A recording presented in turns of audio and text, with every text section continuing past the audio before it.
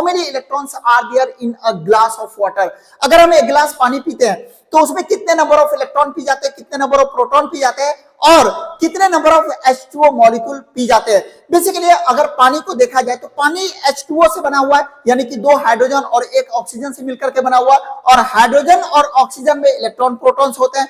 तो हम ये बात करना चाह रहे हैं कि कितने पानी में, मतलब अगर हम 100 ग्राम पानी की बात करें तो उसमें कितने नंबर ऑफ इलेक्ट्रॉन्स होंगे, कितने नंबर ऑफ प्रोटॉन्स होंगे और कितने नंबर ऑफ H2O मॉलिक्यूल होंगे। बड़ी ही लॉजिकल क्वेश्चन है।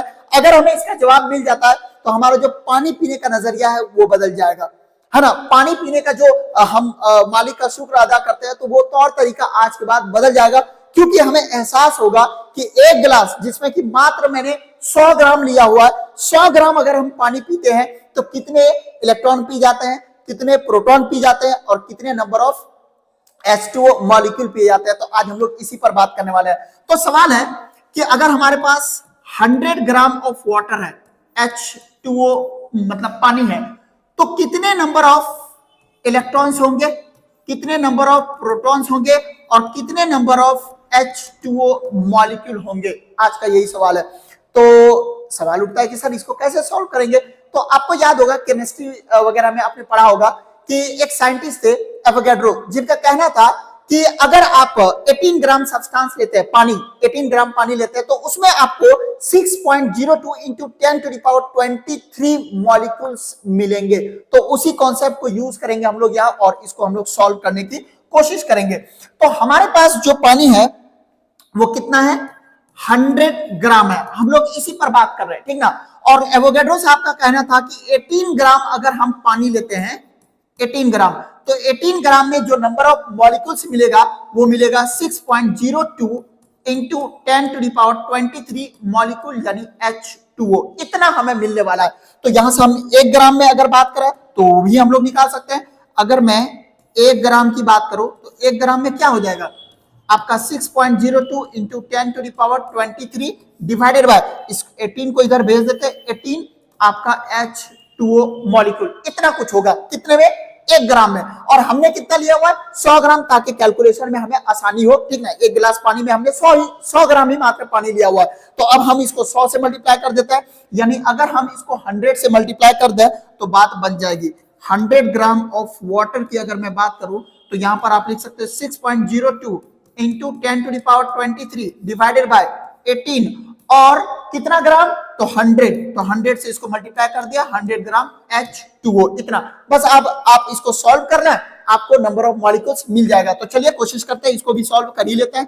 100 ग्राम, अच्छा एक बात बताओ, अगर मैं इसको रफली 6 मान लू, 6.02 को मैं अगर 6 मान लू तो बड़े आसानी से आप इसको सॉल्व कर सकते हैं। 6 से 18 3 बार में कट जाएगा, यानी कि हम लिख सकते हैं कि सर आपका बचेगा 1/3 इंटू 10 टू द पावर, देखो तो 23 यहां पर है और 2 जीरो और आ जाएगा तो कितना हो जाएगा 25 H2O। इतना हमारे पास होगा। ये number of, total number of molecules होंगे कितने में, 100 ग्राम वाटर में, ठीक ना। अब आप चाहो तो इसको थोड़ा सा और सिंप्लीफाई करके और आंसर आप बता सकते हैं। तो ये हमारा 100 ग्राम है इज इक्वल टू 1/3 का मतलब हुआ 0.33 into 10 to the power 25 H2O। ये इतना नंबर ऑफ मॉलिक्यूल्स हो गया। अगर थोड़ा सा साइंटिफिक लिखा तो हम लोग ऐसे भी कर सकते हैं कि 100 gram is equal to 3.3 into 10 to the power, एक जीरो कम हो जाएगा ना, 24 H2O। यानी कि अगर हम अप्रॉक्स 3 इसको मान करके चले, या आप 33 भी मान सकते हैं, है ना। तो अगर हम रफली देखें, अप्रॉक्सीमेट वैल्यू देखें, एक सेकेंड, तो 100 ग्राम का देखो क्या मतलब हो रहा है, इसमें कितने नंबर ऑफ मॉलिक्यूल्स हो रहा है। अगर हम 33 मान लेते हैं, ठीक ना, तो एक जीरो और कम हो जाएगा। अब इस पर 23 जीरो लगाओ, 1 2 3 4 5 6 7 8 9 10 11 12 13 14 15 16 17 18 19 20 21 22 23। अब आप जोड़ करके देखो, इकाई दहाई सैकड़ा करते रहो आप, इतने नंबर ऑफ हम H2O मॉलिक्यूल पी जाते हैं, वो भी मात्र 100 ग्राम पानी में। तो आप सोचो दिन भर में हम कितने गिलास पानी पीते हैं। अब सोच करके देखो, तो इससे आपको अंदाजा लगेगा कि हम कितने number of H2O molecule P जाते हैं। तो मैंने बोला ना कि अब आपका जो पानी का पीने का जो तरीका होगा वो बिल्कुल बदल जाएगा। एक गिलास जो हम पानी पी रहे हैं तो दरअसल इतने नंबर ऑफ H2O मॉलिक्यूल्स हम पी जा रहे हैं। अगर मैं नंबर ऑफ इलेक्ट्रॉन्स की बात करूं तो आप बड़े आसानी से उसको बता सकते हो। देखो तो अगर मैं H2O की बात करूं तो ये दो हाइड्रोजन प्लस एक ऑक्सीजन से मिलकर के बना हुआ है, और हाइड्रोजन में एक इलेक्ट्रॉन यानी 2 इलेक्ट्रॉन हो गया, प्लस 2 एटम है ना तो एक एक इलेक्ट्रॉन 2 इलेक्ट्रॉन हो गया, और ऑक्सीजन में 8 इलेक्ट्रॉन, तो 8 और 2 कितना हो गया 10 इलेक्ट्रॉन, यानी total number of electron H2O molecule में कितना हो रहा है 10। ये 10 नंबर ऑफ इलेक्ट्रॉन्स है। अच्छा फिर आप ये भी कह सकते हो सर 10 नंबर ऑफ प्रोटॉन भी होंगे। हाँ बिल्कुल आप सही सोच रहे हैं। तो अब अगर हम उस वैल्यू को यहां पर पुट कर दें तो बात बन जाएगी, हमें नंबर ऑफ क्या बोलते हैं इलेक्ट्रॉन्स भी मिल जाएगा। अगर मैं यहां से देखूं कि 100 ग्राम में अगर मैं नंबर ऑफ इलेक्ट्रॉन की बात करूं तो हम लोग क्या लिखेंगे 3.3 into 10 to the power 24 H2O के जगह हम क्या लिखेंगे 10 नंबर ऑफ इलेक्ट्रॉन, और इसे मल्टीप्लाई करने के बाद यानी 100 ग्राम में टोटल नंबर ऑफ इलेक्ट्रॉन जो होंगे वो होंगे 3.3 into 10 to the power 25 electron. अच्छा आपके मन में आ रहा होगा कि सर इतने ही नंबर ऑफ प्रोटॉन भी, बिल्कुल। अच्छा एक और बात बताओ, ये जो इलेक्ट्रॉन होता है इस पर चार्ज होता है कितना होता है is equal to -1.6 into 10 to the power -19 coulomb. आ रही बात समझ में? और जो प्रोटॉन होता है उस पर चार्ज कितना होता है +1.6 into 10 to the power -19 coulomb, इतना चार्ज होता है, ठीक ना। तो अगर हम इसे मल्टीप्लाई कर दें तो हमें पॉजिटिव चार्ज भी मिल जाएगा और निगेटिव चार्ज भी मिलेगा। एक और बात ध्यान रखना है कि दोनों मैग्नीट्यूड वाइज बराबर होंगे, क्योंकि इलेक्ट्रॉन के साथ नेगेटिव चार्ज है और उतना ही प्रोटॉन के पास पॉजिटिव चार्ज है, और नंबर ऑफ इलेक्ट्रॉन और प्रोटॉन की तादाद बराबर है, यानी कि पानी में नेट चार्ज की बात करें तो वो 0 होंगे। जितने नंबर ऑफ पॉजिटिव चार्ज होंगे उतने ही नंबर ऑफ निगेटिव चार्ज भी होंगे। तो बहरहाल हम अगर 100 ग्राम पानी ले 100 ग्राम वाटर ले तो उस 100 ग्राम वाटर में हम ये भी बता सकते हैं कि total number of H2O molecule कितने होंगे, टोटल नंबर ऑफ इलेक्ट्रॉन्स कितने होंगे और टोटल नंबर ऑफ प्रोटॉन्स कितने होंगे, और वो कोई छोटा अमाउंट नहीं है।